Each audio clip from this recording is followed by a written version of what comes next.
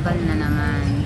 So habang di pa sila uwian, eh maaga na ako nagpunta rito.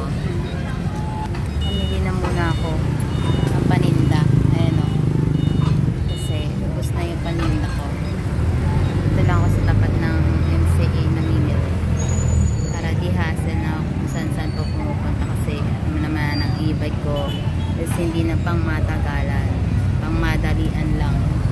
Pang malapitan lang din na service. So, ang tagal ng anak ko. Kanina pa ako naiinip. Hindi pa ako kumakain. Para nagkape lang pala ako. Simula kaninang umaga hanggang tanghali.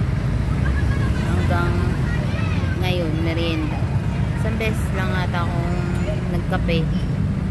At wala nang ibang kinain. Ba, madadahit ako ng 2 oras. Ganito pa talagang problemado ka, no? Ano naman dapat na gawin. Nakakalimutan mo na yung sarili mo. Di pa nga ako naninigo. Dusing-dusing ng mukha ko, nagkit-lagkit na. Kanina pa ako nasa Alicapal. Kasi, ano na, tapos ng back ng bed, pinakain ko na si Sassy, pinagpahinga, inayos yung kanyang tambayan muna. Kaso naiinitan ako sa kanya, kaya nilipat ko na naman siya sa loob. Nilinis ko muna yung harapan, pinasok ko muna siya sa loob. Kaso, umihi naman siya. Kaya talagang dapat sa labas lang talaga siya. Kasi yun ngayon magpupup siya, biglaan. Bigla na lang siyang lalabas. Eh di dyan na lang sa harapan ng kusina namin. Ayun na nga guys.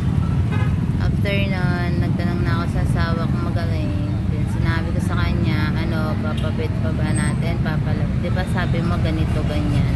Kanina ko pa sinabi, ba't ngayon mo lang naalala? Kapag awayan na naman namin.